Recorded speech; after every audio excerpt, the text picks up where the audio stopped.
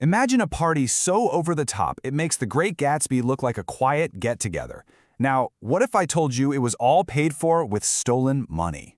Today, we're going to unravel one of the biggest, most audacious financial heists in modern history, and the story of the man who pulled it off before just vanishing. So, you've got Kanye West, Kim Kardashian, Leonardo DiCaprio.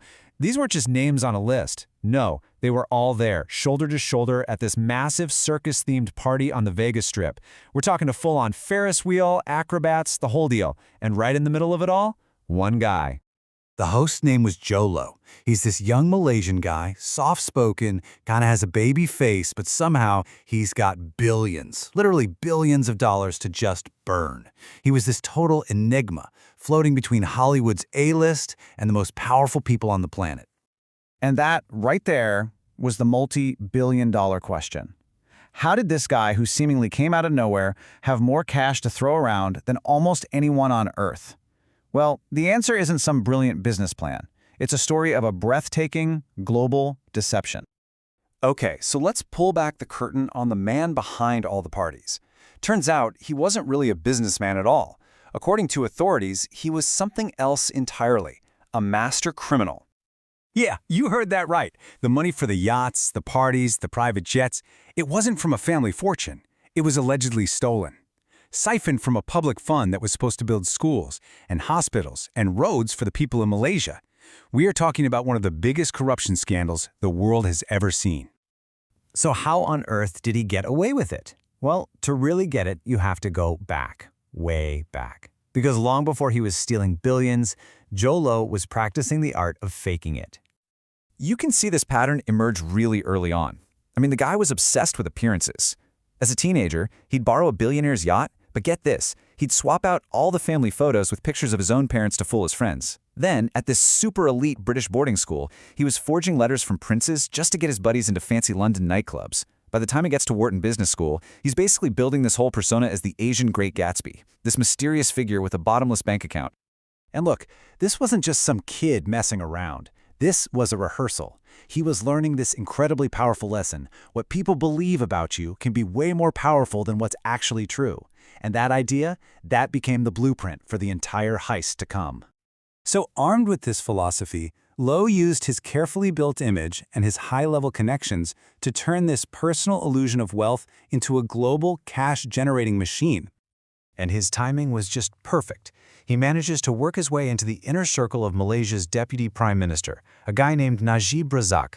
He pitches this brilliant idea, a new state fund called 1MDB that's going to modernize the whole country, bring in foreign investment. On paper, it sounded amazing, but in reality, he was designing the perfect Trojan horse to rob an entire nation blind. Okay, so here's how the scam worked, in a nutshell. The fund, 1MDB, announces this huge $1 billion deal with a Saudi oil company. It looks official, sounds legit, but literally within days, $700 million of that money was quietly rerouted to a shell company that, you guessed it, Jolo secretly controlled. So while the prime minister is in the press talking up this great deal, 3/4 of the money was already gone. So once he knew the system worked, the floodgates just burst open, and the stolen money started funding a lifestyle so insane, so over the top, it's almost hard to believe it's real. Check out this number. This is the amount of money that Jolo funneled directly into the personal bank account of Prime Minister Najib Razak. And you gotta love this. In their text messages, the transaction was coded as 681 American pies. I mean, the sheer nerve of it all. This wasn't just fraud, it was brazen. And do you want to hear the most incredible irony of this whole story? Lowe's production company used the stolen money to bankroll The Wolf of Wall Street. They gave Martin Scorsese and Leonardo DiCaprio total creative freedom. So yeah, a movie about epic financial greed was literally financed by one of the biggest financial frauds in history. You just can't make this stuff up. And the spending, it was just out of control. Mansions in Beverly Hills, a penthouse in New York just a few floors below Jay-Z and Beyoncé. He bought a $27 million pink diamond for the prime minister's wife. He gave his girlfriend at the time, the model Miranda Kerr, $8 million in diamonds and a one-of-a-kind crystal piano. All of it paid for with money that was supposed to be for the Malaysian people. The stories are legendary. He once flew Jamie Foxx, Leonardo DiCaprio, and a whole entourage on a private Boeing 747 to Sydney, Australia to celebrate New Year's. And as soon as the clock struck midnight, he flew them halfway across the world to do it all over again in Las Vegas on the exact same night. As Jamie Foxx said, it was just crazy. Nuts. But, an empire that's built on nothing but lies, it can't last forever. The sheer scale of what he was doing was just becoming impossible to hide, and the walls were finally starting to close in. And the whole thing cracked wide open because of one person, a whistleblower. A former director at that Saudi company walked away with a hard drive that had about 200,000 emails and documents on it. He leaked them to journalists, and for the first time there was a digital paper trail, a smoking gun that laid the entire scheme bare. And what's so infuriating is that the leaks proved people knew something was wrong. You had a compliance officer at a Swiss bank flagging a transfer as nebulous. You had a CEO at another bank calling the paperwork a joke. But what happened? The money went through anyway. The promise of these massive fees made banks just look the other way, and they basically became accomplices. So when it all came crashing down, the two main figures in this story had very, very different fates.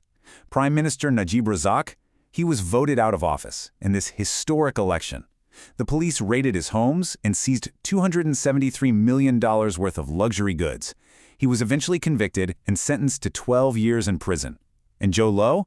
By then, he was already long gone.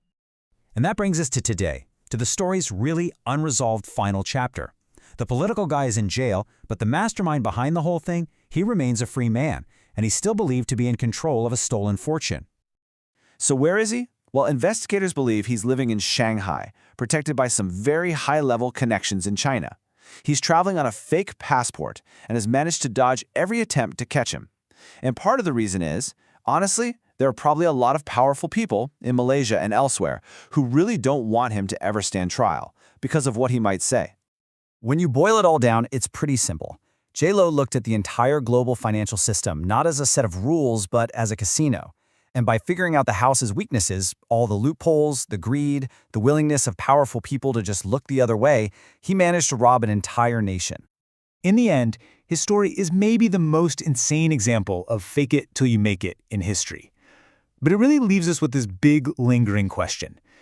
In a world of shell companies and international loopholes, can someone who steals billions and who knows all the right people actually get away with it forever?